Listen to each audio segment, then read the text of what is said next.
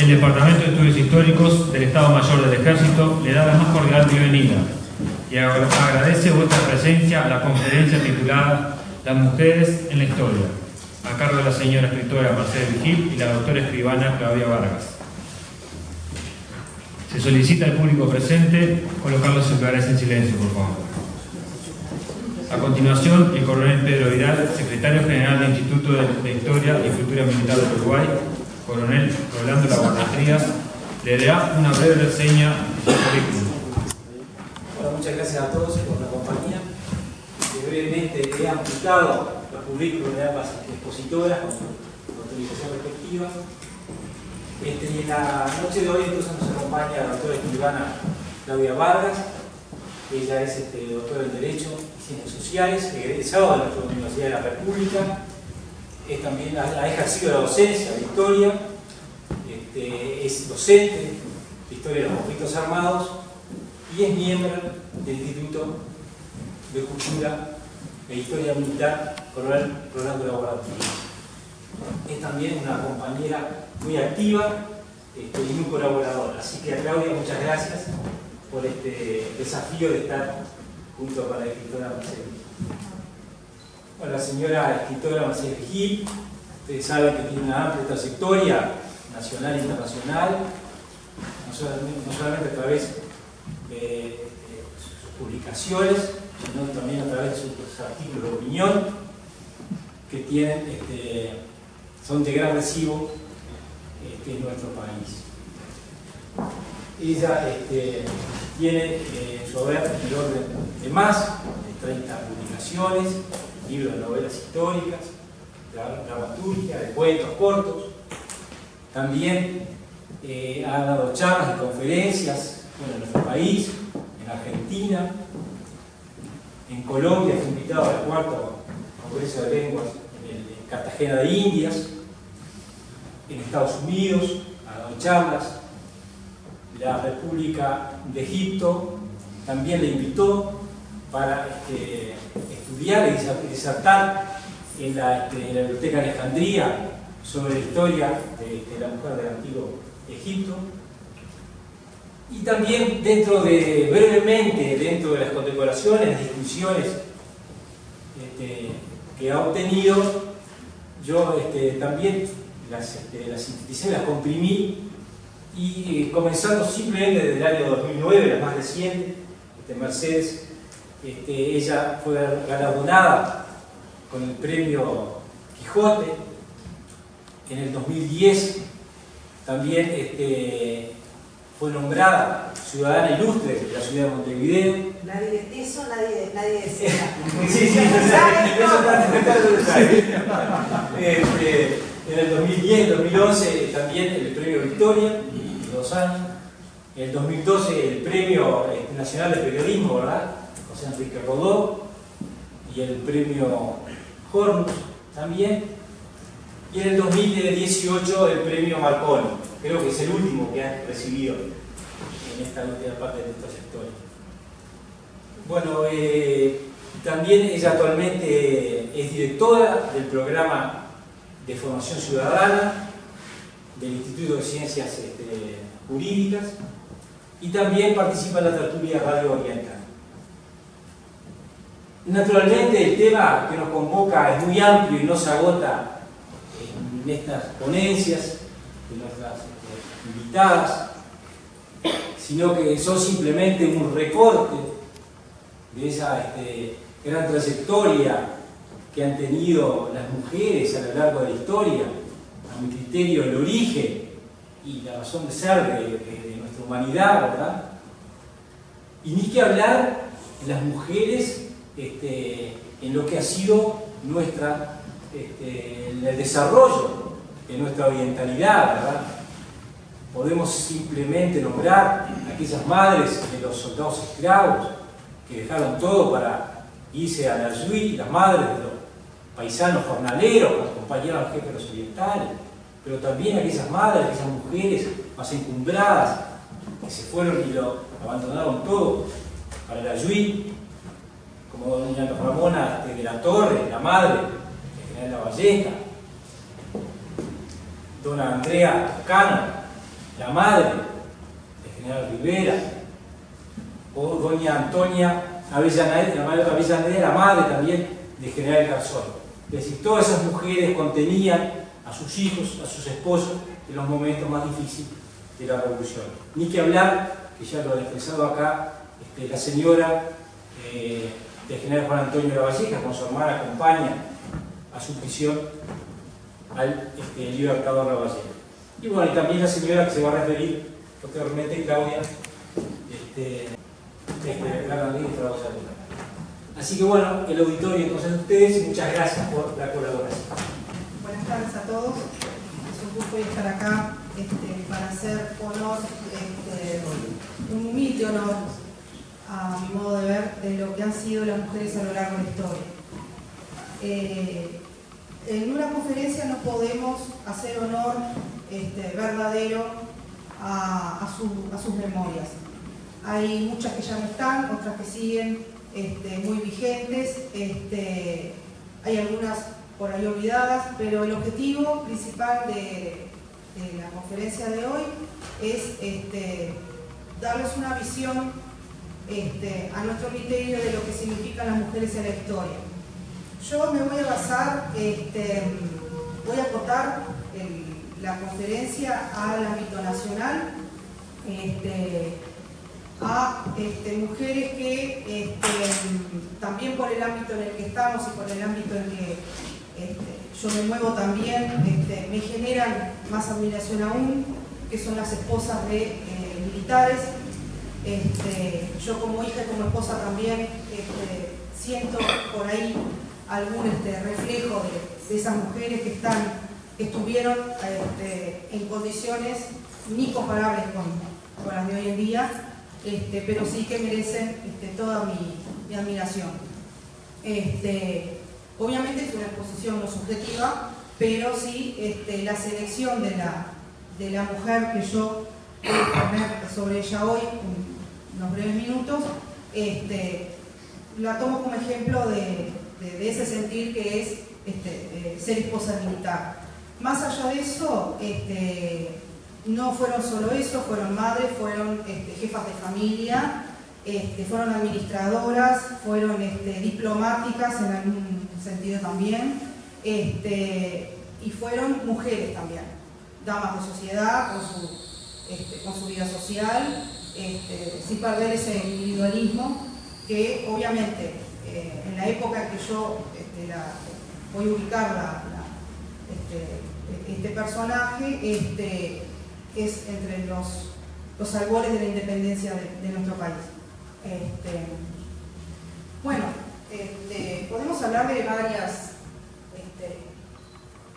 varios ejemplos, como la esposa de Manuel Oribe, la esposa de Juan Antonio Lavalleja, ¿no? Ahí tienen los nombres y las fechas de nacimiento y fallecimiento, respectivamente, y bueno, de la que voy a hablar yo, que es Bernardina Fragoso de Rivera.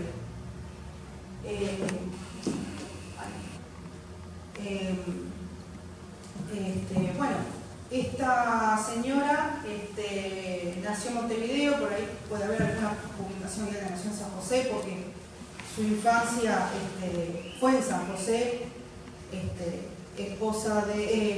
hija de Pedro Fragoso, una comerciante, una pulpería en la ciudad de San José, español él, y Narcisa Laredo, ella era argentina, la madre de Bernardina. Bueno, ella tuvo su infancia en San José, en la ciudad de San José, y después, al venirse a Montevideo, conoce posteriormente a Rivera, y en el año 1816 contrae matrimonio con Fructuoso Rivera, al cual Artigas enseguida, al poco tiempo, le da destino a tareas en el interior, y bueno, y ahí empieza su periplo, ¿no? de esa vida a distancia, de verse en forma esporádica con su esposo por pocos días o por poco lapso de tiempo. La residencia de ella básicamente estuvo, de su familia estuvo básicamente en Montevideo y en la quinta de Arroyo Seco fue donde estableció su núcleo de vida. Una mujer cuyos rasgos de beneficencia y caridad llamaban la atención en la sociedad montevideana. Tal es así que en la época del sitio grande de Montevideo, el general José María Paz, encargado de la defensa de Montevideo, le solicita que se junte con otras damas orientales de la sociedad y prestaran auxilio a los heridos de la guerra. Tal es así que ella, al principio en su casa, siguiendo esta línea de pensamientos, se junta con vecinas y con amigas de Montevideo y deciden organizarse para el auxilio de los heridos y más adelante también de enfermos, porque las guerras además de heridas traen enfermedades y asistían enfermos también. Tal es así que bueno, forman por un acta del 23 de marzo de 1843, forman la Sociedad Filantrópica de Damas Orientales.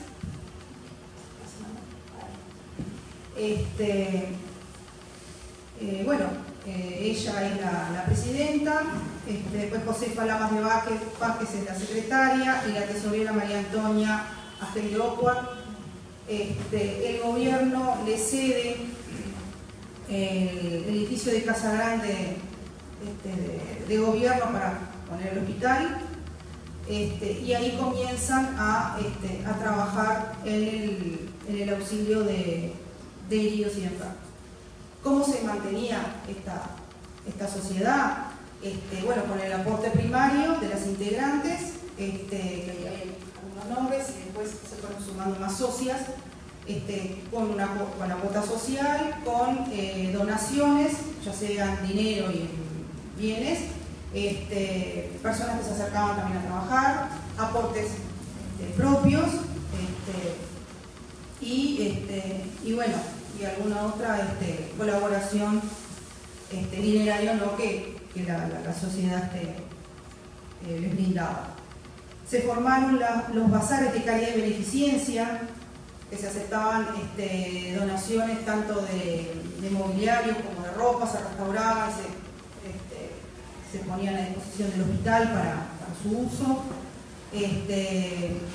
Todo lo que fuera de enfermería, ¿no? Y todo lo que fuera donaciones para la sociedad.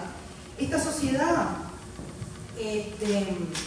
trabajó unos años y luego se fueron creando hospitales de sangre, que se llamaban en esa época, otras instituciones de salud que fueron poco a poco mermando la actividad de esta sociedad filantrópica hasta el cese de sus actividades. Pero por un decreto del gobierno del 1 de abril de 1853 se crea la Sociedad de Caridad y Beneficencia de Señoras y se le solicita a Bernardina que sea la presidenta, dados sus antecedentes de trabajo en la caridad y en la beneficencia, también para atender enfermos y heridos de la guerra. ¿Se acuerdan? Les dije, Montevideo estaba sitiado y bueno, fue la idea primaria. Como otros aspectos destacados de ella,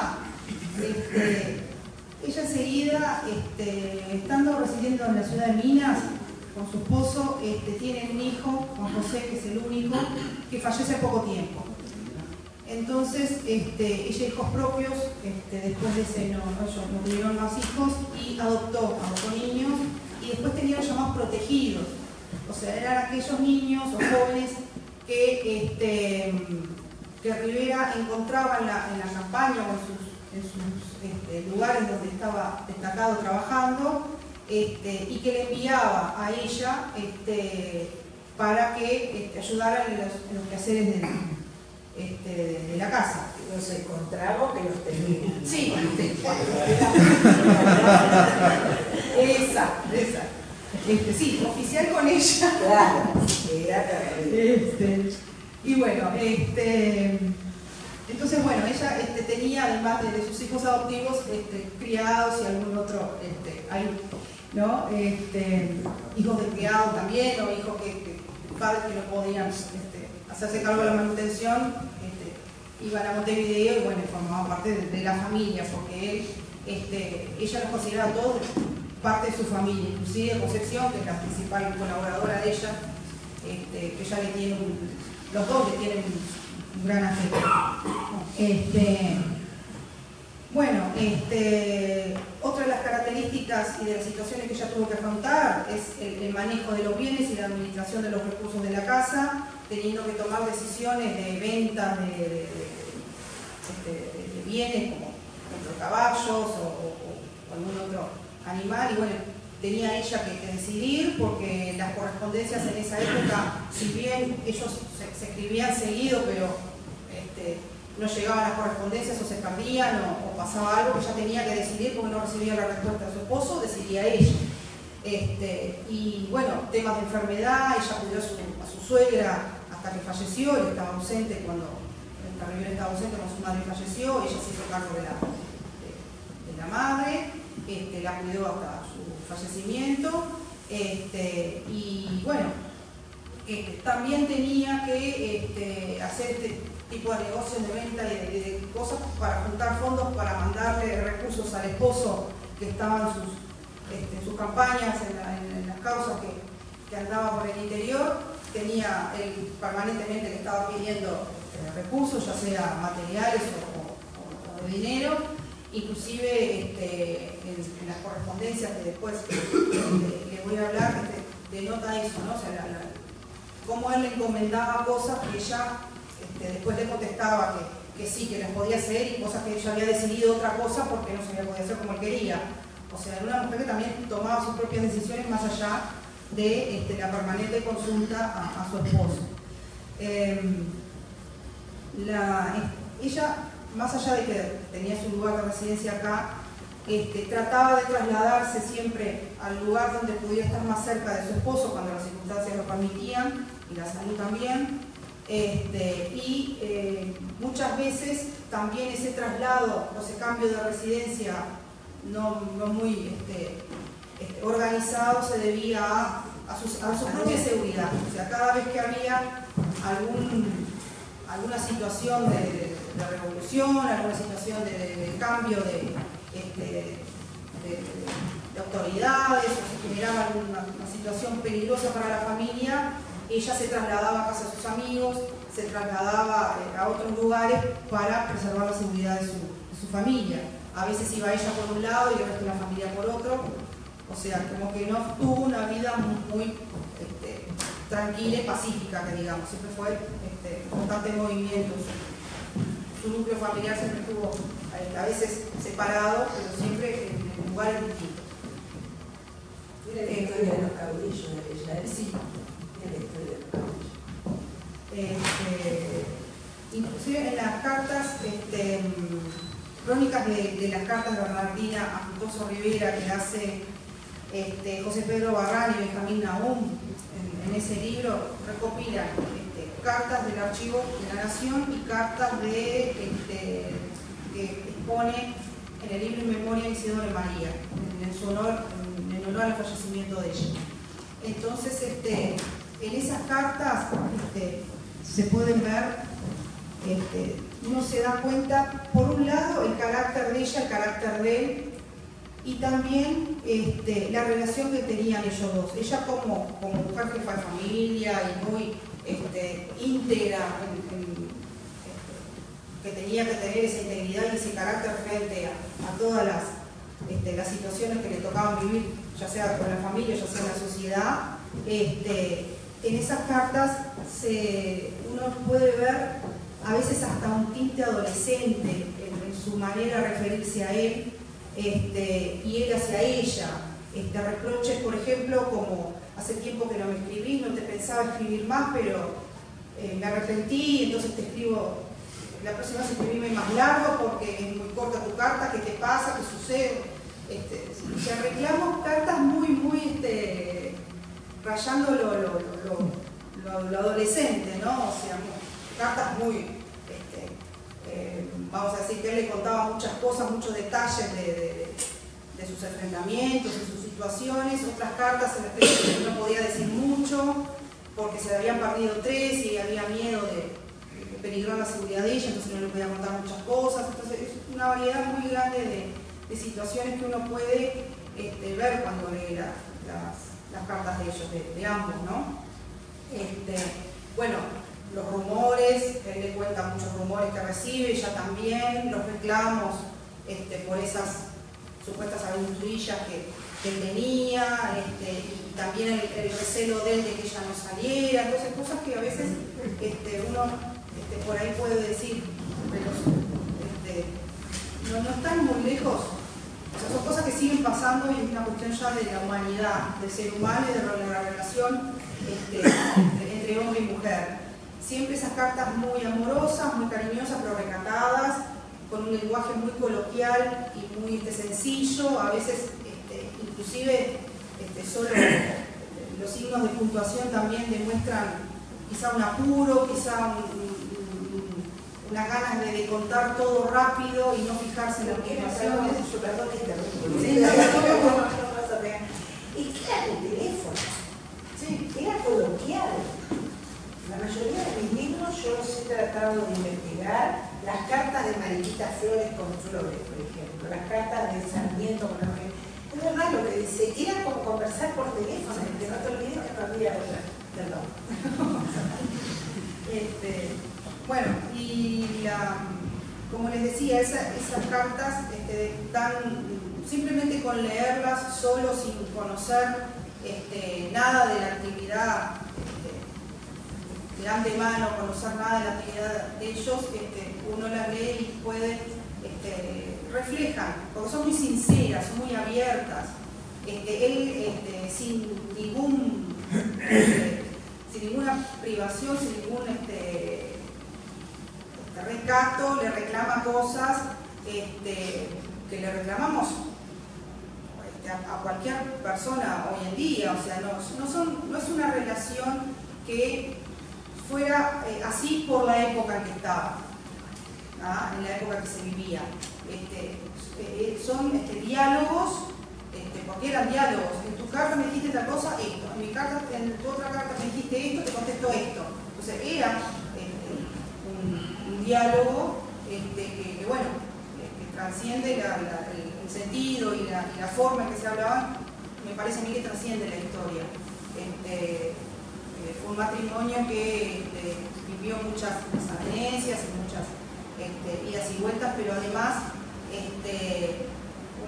una característica final como para cerrar, cuando a él lo liberan de Río de Janeiro, él entrando al Uruguay y estando en el departamento de Cerro Largo, tienen que parar ahí porque estaba muy enfermo ya. Ella fue a su encuentro, entonces lo cuida, o sea, deja toda la familia, ¿no?, a cargo de básicamente Concepción y de los hijos más adolescentes, más grandes, y sale al encuentro de su esposo, lo cuida, trata de animarlo para que vuelva a Montevideo. Bueno, entonces vamos a decir, en una mejoría aparente, ella va a Montevideo, arregla toda la quinta de Arroyo Seco para recibirlo, para que esté cómodo, y cuando vuelve a buscarlo, lo que se encuentra es con su cortejo fúnebre en el camino.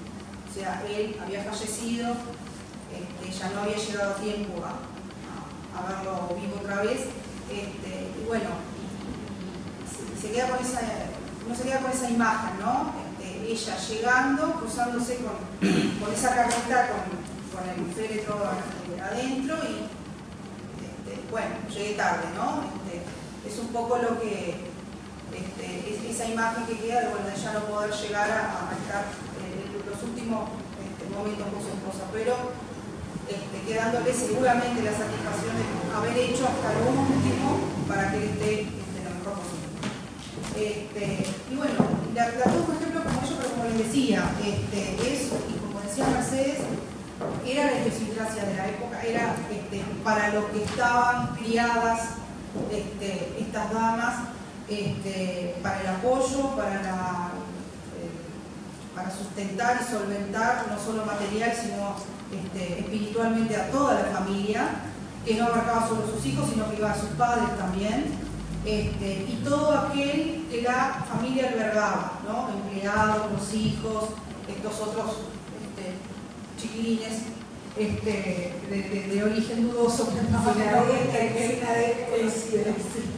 él le mandaba la carta y le decía: te mando el muletillo para que se haga cargo con las tareas de Concepción, para que ayude a Concepción en sus tareas, te mando el muletillo. Y ella después bautizaba, le ponía el nombre que a ella más le gustaba, pero a veces el nombre se lo cambiaba, porque en una carta le dice: no me gusta cómo lo nombrás, lo voy a llamar, no me acuerdo si Andrés o no me acuerdo qué nombre le puso.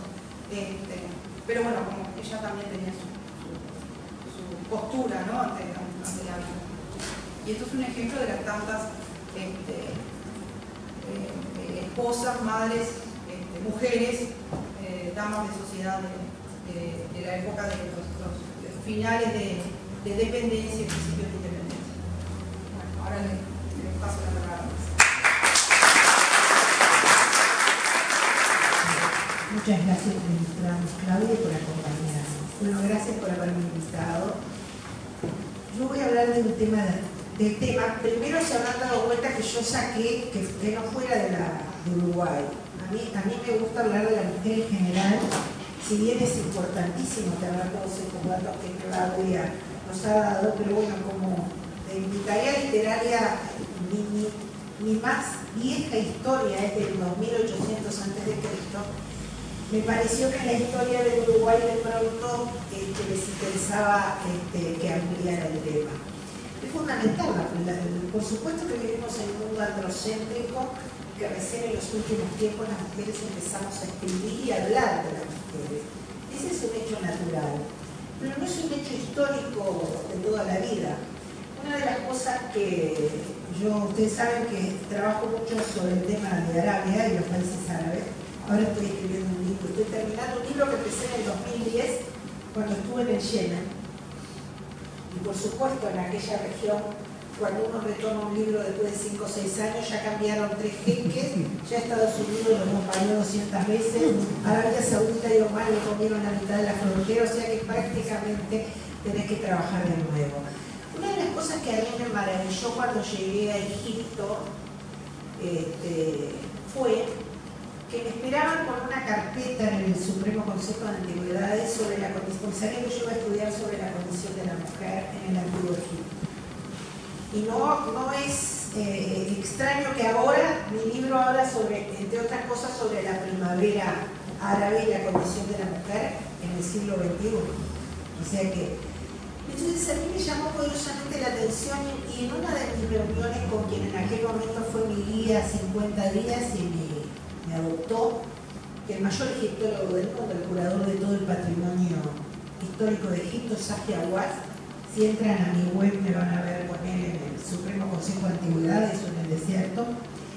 Yo le dije, pero qué increíble, porque el personaje mío, que es un personaje de la historia real, citado sobre todo por Heródoto, es Mitocris, la primera faraona real, porque cuidado que Hollywood ha hecho estragos. Entonces me acuerdo que en mi primer encuentro me dijo Zahi Hawass que si yo creía, él era en francés y yo en inglés, imagínenselo. Y me dijo, estaba un poco nervioso, me dijo, si vos querés escribir sobre una faraona que reinó en la 6ª dinastía del Imperio Antiguo, tenés que explicarle que en tu país pasaron 500 años desde que Cristóbal Colón descubrió América. Y en Hollywood y en el mundo creen que es lo mismo Cleopatra, que gobernó en el 80, que Mitocris, que gobernó en el 2800. Pasaron 2800 años. Entonces y ahí me enseñó lo primero, que cuando tú, porque mis novelas son novelas históricas, pero te quieren contar todo, cómo se vestía, cómo rezaba, cómo se ponía la coleta del lado izquierdo o del lado derecho la protagonista. No olviden que Egipto, en sus 3 imperios, pasó por periodos absolutamente distintos. Y ese es un tema importante. Y una de las cosas que a mí me sorprendió es que la mujer en el Imperio Antiguo, el libro mío es La caída en el primer periodo intermedio. Esto es, porque en Egipto todo es así, cuando hablas de la historia es más, y hay historiadores amigos que no me dejan mentir, todo es más o menos 500 años. Claro, o 1000.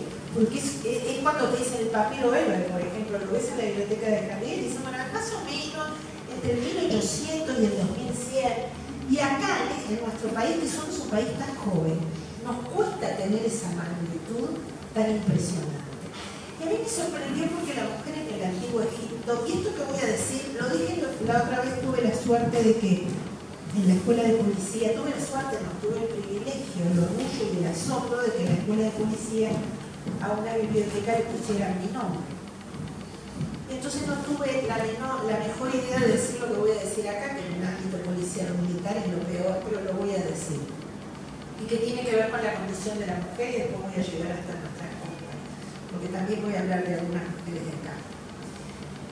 Le vivía preguntando no a los 6.000, ustedes saben que el Supremo Consejo de Antigüedades de Egipto tenía hasta hace unos años 6.000 egiptólogos alemanes, ingleses, egipcios, norteamericanos. Y con los que hablaba, incluyendo Sajiahuá, siempre le preguntaba por qué encontraba documentos de que la mujer gobernaba, no como Cleopatra, gobernaba realmente en el Imperio Antiguo. Cómo la mujer era jefe de médicos en el Antiguo Egipto. Cómo la mujer era jefa de casa de la vida, que eran las universidades. Cómo la mujer se podía divorciar con total facilidad, inclusive redactarle ya antes de casarse los contratos prenupciales que iban a regirse y se divorciaban. Una condición de la mujer que acá, no ya en Egipto, acá, hasta hace poco tiempo no la tenía. Entonces Sajiahuá, con esa inteligencia impresionante que tiene, me dijo, mira Mercedes, en el Imperio Antiguo Egipto no tenía ejército. No había empezado la desertificación que llevó que cuando caemos en el primer periodo intermedio y aparecemos en el Imperio Medio, las tierras de Egipto se habían achicado tanto en el costado del Nilo que empezaron la invasión no solo de los egipcios, la invasión de los caminantes del desierto. O sea que con eso, con la llegada de los invasores que venían a aprovechar la poca tierra que quedaba, llegaron las pestes, llegaron todas las malarias. Caímos en el primer periodo intermedio, que son unos de 300 a 600 años, y aparecimos en el Imperio Medio. Y Egipto cambió. Egipto tenía un poderoso ejército. Egipto ya no construía más los templos, todo lo magnífico que ustedes pueden recordar, ver ahora, o leer en la historia de Heródoto, por ejemplo, de Manetón, es del Imperio Antiguo. Las pirámides son del Imperio Antiguo. Ya en el Imperio Medio las tumbas eran las más dadas, o sea, montones de piedras. La gloria, los descubrimientos, lo que yo pude ver en el Museo del Cairo que hacía la National Geographic, que fue el escaneo con resonantes magnéticos, que me permitió ver a mí cómo los egipcios operaban trasplantes bucales, eso es mentira, pero operaban de cáncer de cerebro en el 2800 a.C. ¿Cómo operaban de cataratas, removían cristalinos 2800 años antes de Cristo, hombres y mujeres, todo es del Imperio Antiguo. Entonces la pregunta que tiene que ver con la condición de la mujer, que fue muy interesante y me marcó en todas las 60 biografías que hice después de mujeres de todo el mundo, fue las palabras de los egiptólogos y sobre todo de Sajiahuá. Dijo sencillamente, en el Imperio Antiguo, que fue la época más gloriosa de Egipto, la fuerza no era la medida de la importancia de nadie, no era la inteligencia. Por eso mujeres y hombres generalmente tenían los mismos puestos. Cuando caemos en el primer periodo intermedio, empieza la desertificación, las invasiones, la hambruna, aparece un ejército poderoso e inmediatamente en el estudio de las mujeres del imperio, ni que hablar del Imperio Nuevo, pero sí, claro, pero sí del imperio, ni que hablar de la actualidad, obviamente, después de que apareció Mao, eso es otra cosa y es en épocas modernas. La mujer fue absolutamente relegada. Entonces, eso me brindó a mí una moraleja que quizás sea imposible: cómo vivir sin violencia, cómo vivir sin el poder de la fuerza física, cómo vivir sin un ejército, cómo vivir sin una policía. Pero la importancia de la medida que los seres humanos tomamos para relacionarnos, como la importancia de la inteligencia, la sensibilidad, los valores, es lo que debe tomarse para que las mujeres volvamos naturalmente y femeninamente a poder dar vuelta a esta etapa de los últimos años para la historia de la humanidad. Estamos hablando de miles de años, pero la historia de la humanidad fue ayer, en la cual la mujer ha quedado relegada. Entonces, eso me pareció bien interesante porque es una realidad que no siempre se dice y es una realidad muy... fíjate, estamos hablando de 2800 y 3000 antes de Cristo. Estamos en el 2018, pasan 6000 años. Estamos hablando de la época, no de las pirámides que todos ven, sino de la pirámide de Luna. Estamos hablando de tiempos remotos en que el ser humano sabía relacionarse de otra forma de la que nos relacionamos actualmente. Con respecto a qué ha heredado nuestra sociedad occidental, nuestra sociedad occidental, lamentablemente, se lo dice una católica apostólica romana, ha heredado las religiones en el sentido dogmático, en la no secularización. Yo soy una persona que he criado a mis hijas. Fui 14 años a colegio de monjas, soy católica y eduqué a mis hijas hasta en universidades jesuíticas. O sea que nadie más cristiano que yo. Pero sin embargo creo que el advenimiento de las religiones y la no secularización, y cuando hablo de Occidente hablo de la religión católica, fue un retroceso absolutamente temido para el siglo XXI. Ni que hablar, por supuesto, el islamismo. Eso es otro tema aparte y que quizás cuando les venga a contar en mi próximo libro sobre la primavera árabe lo veremos. Pero el mundo estuvo lleno de mujeres. No me gustó la palabra heroína, por eso le pedí que la sacaran, porque todas, en definitiva, yo le decía a Claudia, todas somos bastante heroínas, hemos sido un poco heroínas. Pero a mí en general no me gusta, y no estoy discrepando, estoy dando otro ángulo nada más. A mí me gusta, por ejemplo, me gustó mucho escribir en Madrid la historia de Marina Raskova, la primer piloto de bombardero rusa, que luchó durante la Primera Guerra Mundial para encabezar lo que fueron en la Segunda Guerra Mundial las brujas de Stalin, ¿recuerdan? Marina Raskova fue la que fundó y tuvo que luchar la historia. Hay un libro mío que cuenta en Hijas de la Providencia la historia terrible de ella y su lucha con Lenin. Su lucha favorecida por Lenin, porque aunque les parezca mentira, Lenin era bastante feminista. Tal es así que permitió que se creara el escuadrón en Rusia, y no solo lo permitió, sino que hizo otros adelantos increíbles para la época, como eliminar la pena de muerte para los homosexuales. Era un hombre que dentro de su ideología era bastante liberal desde ese punto de vista. Y con Marina Raskova, que termina muriendo en el Volga, unos segundos antes que termine la Segunda Guerra, porque cae con su avión, cómo después tiene que luchar y hacer que sobreviva el escuadrón, y yo lo cuento todos los pormenores, cuando adviene a Stalin, que Stalin detestaba, bueno, Stalin no quería nadie, ¿no? Pero no se va a eso. Entonces, también Olimpia de Gouges, en Francia, que perdió su cabeza por exigirle a Robespierre, ni más ni menos, que la Declaratoria de Derechos del Hombre y del Ciudadano debía ser extendida a las mujeres, y la guillotinaron.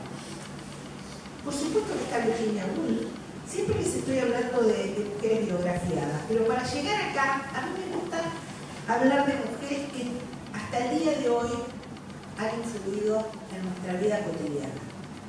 Porque es verdad que las mujeres como Ana Monterroso, como Ana Medina, hay infinidad. Pepita Uribe, ¿quién no va a pensar en Pepita Uribe cuando el sitio? ¿Quién no va a recordar a Moyunusa? ¿Quién no va a recordar a poetisas. El otro día estaba mirando un artículo que también se llamaba Heroínas, porque hay 3 o 4 y a mí me escriban. Y entonces hablaban de Edelmira. Por supuesto que Edelmira fue una mujer que aportó. Por supuesto que Juana Ibarburu también, quizás la más. Por supuesto que María Eugenia Bafarraela. Por supuesto, volvemos a Pepita Uribe. Pero yo les voy a hacer 2 comentarios, breves. Hay 2 mujeres que hasta el día de hoy nosotros estamos teniéndolas por su inteligencia, por su independencia, por lo que hicieron y por lo que vivimos hoy. Y les voy a decir, una es argentina y otra es argentina, pero para ustedes es uruguaya. Para mí no hubo mujer que influyó más en el Uruguay moderno que Matilde Pacheco Estubar de Valle de los Guardias. Yo tengo un libro que se llama Matilde la mujer de Valle.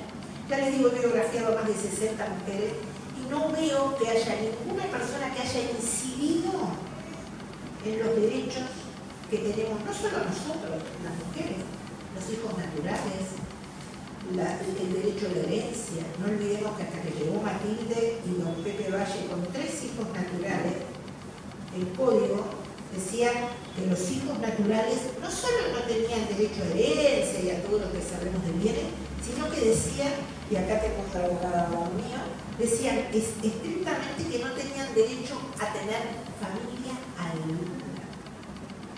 O sea, sí hubo cambios. Ustedes saben que los artículos en el diario El Día de Laura ya está aprobado caligráficamente que en su mayoría eran escritos por Matilde. En el Uruguay tenemos, entre otras cosas, ley de divorcio, y leyes de herencia y el registro de Estado Civil y una cantidad de cosas mucho más modernas, gracias a que Matilde fue concubina de don Pepe Valle muchos años y vivió en carne propia el tema de la legítima, el tema de las primeras leyes para administrar la herencia, vino porque a Ruperto Michelson, además de golpearla y abandonarla, le dilapidó toda su fortuna. Esto fue una mujer que realmente incidió, no ya solo que es importantísimo en el ámbito familiar, sino en el ámbito social y en el ámbito jurídico. Por eso siempre me gusta recordarla porque es una persona absolutamente importante y por eso yo siempre digo que la peripecia familiar de los gobernantes, sea legisladores, sea ejecutivos, los marca a fuego. O sea, tú puedes pasar por esta vida sin haber aprendido nada, pero si tenés una mujer que sufrió todas las violencias, la violencia económica, la violencia social, la violencia física, es más probable que cuando tenés la posibilidad de legislar, legisles mejor. Aunque en la práctica actualmente eso parece absurdo, pero estoy hablando de la época en la que había grandes hombres y grandes mujeres. Y la otra mujer que es fantástica y que tampoco se recuerda mucho y que también nació en Argentina, pero esta vivió en la Argentina prácticamente, a Uruguay no. Creo que debe haber estado en total 2 semanas de su vida. Es Aurelia Bereza, la mujer de Sarmiento durante sus últimos 30 años. Yo, pese a todo lo que se dice de Sarmiento, porque lamentablemente generalmente la historia, y sobre todo la historia de determinados personajes como Sarmiento, se cuentan con los copetes de 3 artículos. Y la historia de Sarmiento ha sido víctima, como tantas otras, del anacronismo histórico, ¿no?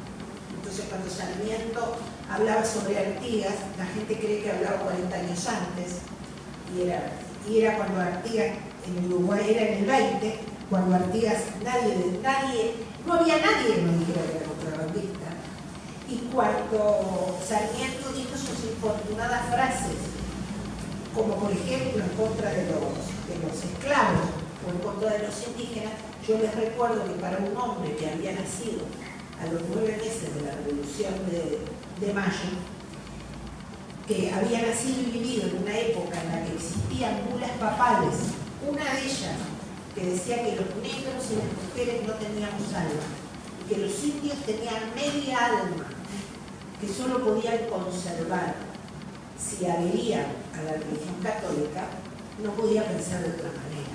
El problema es que el anacronismo histórico, y ahora voy a hablar de Aurelia, que fue la que redactó la reforma, y no Sarmiento, el anacronismo histórico hace que muchos, por ejemplo, cuando hablas de Varela, crean que es en la misma, que estamos hablando de la misma época. José Pedro Varela, si José mal no me equivoco, la ley de educación popular la escribió en 1868. Sarmiento, los grandes artículos reformistas los escribió en Chile, en el Mercurio de Valparaíso, en 1830. Porque a veces tenemos la tendencia a creer que los jóvenes del Ateneo y Prudencio Vázquez y Vega no son contemporáneos. Sarmiento fue muy anterior. Por eso a veces decía esos disparates, porque era hijo de su época. Pero Sarmiento era una persona prácticamente sin educación, increíblemente, sin educación curricular, si bien era un sabio, pero era una persona con grandes dificultades para escribir. Y Aurelia Grisarte, la hija del codificador, que además por la ceguera del padre tuvo que redactar los códigos dictados por el padre, fue una de las personas más capacitadas del siglo XIX en el Río de la Plata. Cuando Sarmiento trae la reforma masónica de Mann, Estados Unidos, la implementa primero en Chile, pero donde la escribe es en Argentina, dictándose la Aurelia Grisarte. Entonces, a mí me gusta rescatar a estas mujeres, Marina Rascova, Matilde, ni que hablar Aurelia, que fueron constructoras de nuestra historia. No fueron el espejo en el que nadie se miraba, en el que alguien se miraba. Y creo que eso es muy importante. La construcción por la construcción independiente, no por el reflejo del otro. Creo que eso es a lo que tenemos que apelar en los tiempos modernos, a la construcción del mundo en el cual vivimos. Y creo, sí, realmente, que en este mundo, en esta pasada que estamos dejando de este mundo androcéntrico en Occidente, en Oriente la historia se escribirá más adelante, es totalmente distinta. Creo que las mujeres en general tenemos, como dice Fernando Sabater, la necesaria obligación de retomar la pluma y el sable, ya que estamos en un lugar que tiene mucho que ver con lo militar, para volver a tomar el timón de la sociedad. Fernando Sabater dice que hay que educar en defensa propia. Hemos llegado a un punto en este siglo XXI que tenemos que educar en defensa propia. Por eso Bernardina, por eso Ana Monterroso, por eso Matilde, por eso Aurelia Grisarte, creo que tenemos que volver a revalorizar a la mujer dentro de la sociedad civil, y esto lo hablamos en el Instituto de Estudios Cívicos, que es donde estoy, y donde damos políticas, hablamos de ética, hablamos de civismo, tratamos de que la gente entienda, ustedes lo entienden, por supuesto, pero que la gran gente, la población entienda que cuando uno va a un aula o cuando uno educa a un hijo, no solo lo educa para ser un buen dentista o un buen zapatero o un buen orfebre, sino que lo educa antes que nada para ser ciudadano.